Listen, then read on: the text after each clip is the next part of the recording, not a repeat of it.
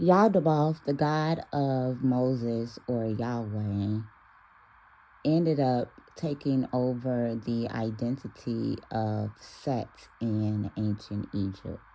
When we begin to look at Hezekiah and his winged disc, this winged disc is going to go back to 3000 BC in ancient Egypt with the god Horus, and it is going to go into the Arabian desert for the sun goddess Shams, and going to Mesopotamia amongst the Assyrians, whom are Semitic people groups, for the sun goddess Shamshu.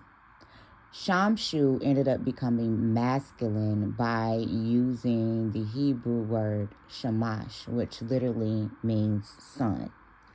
When we begin to look at this sun goddess, this is going to begin to first be seen amongst the Sheba Arabs. This is going to come from Sheba. Sheba is Semitic as we begin to look at the book of Genesis, the 10th chapter.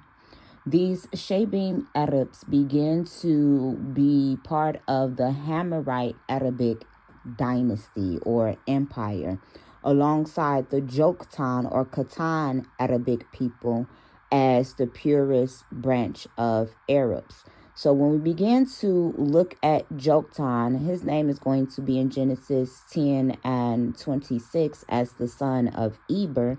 And Eber is where we get the word Hebrew from, whom Shem, his grandfather, stated all of his grandson's sons, Eber, would be considered Shemites as well. When we begin to look at the name Sheba, Sheba is going to be the son of Choctaw, producing the second purest branch of the Choctaw Arabs. The Sabims are spoken about in the Quran as the people of the book.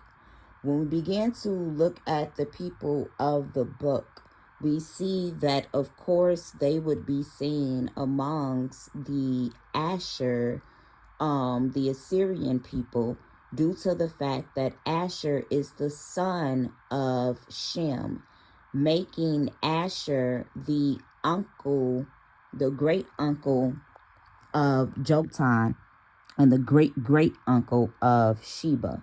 So when we begin to see these people group being represented by the sun and the winged disc, this is a Semitic marker, line up on line, precept on precept. When we look at the Choctaw Arabs and the Sabims, they begin to call their kings in the Himyarite Empire Tuba. When we look at the Choctaw Native Indians, whom I've had forestated before, are an Afro-Arab people, whether they are called red people, just as the Edomites are identified as red. And then we see Edom amongst the tribe of Judah, which are identified as ruddy in 1000 BC. Solomon and David are identified as red as well. Most importantly, when we begin to look at the fact that the Himyarite Arabic people, the Shebims and the Choctaw Arabs, identify their kings as Tuba, the Choctaw Native Indians identify their chiefs as to be. They also continue to venerate the grain corn mother goddess, which goes to Nasaba in ancient Mesopotamia. The Choctaw Native Indians also are matriarchic. When we begin to look at Queen Sheba, many people begin to state that she is a Cushitic woman due to coming from Ethiopia. I make the assertion that she is a Sheban Arabic woman whom was wealthy, well within her right.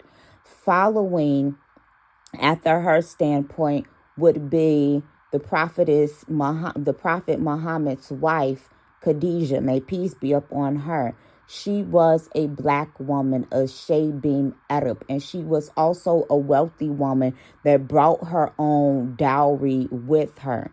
Just like Sheba, when she began to visit Solomon, she brought in riches and made a covenant with him. And according to the Ethiopic oral tradition, they have a son by the name of Melekim, which is going to be messenger. When we begin to look at Shamashu, the sun goddess of these Himyarite people, her name was literally messenger of El. She was the daughter of El. Messenger of El is going to be seen scattered throughout the entire biblical narrative.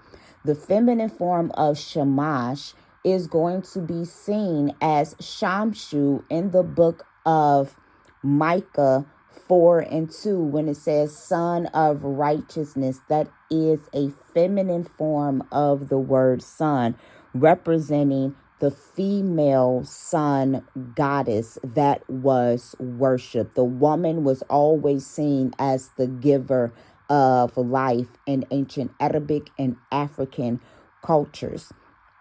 Case in point, when we begin to look at Hava in the Garden of Eden, the root of her name is Haya. What is the name of El in the biblical narrative, pointing to Haya Asher Haya?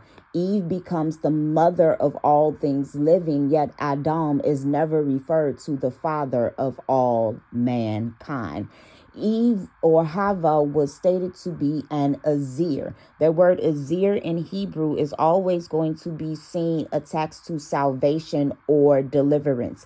Jael, another woman, was called an Azir. When we begin to look at the root of Azir, it begins to share the same root as Nazir.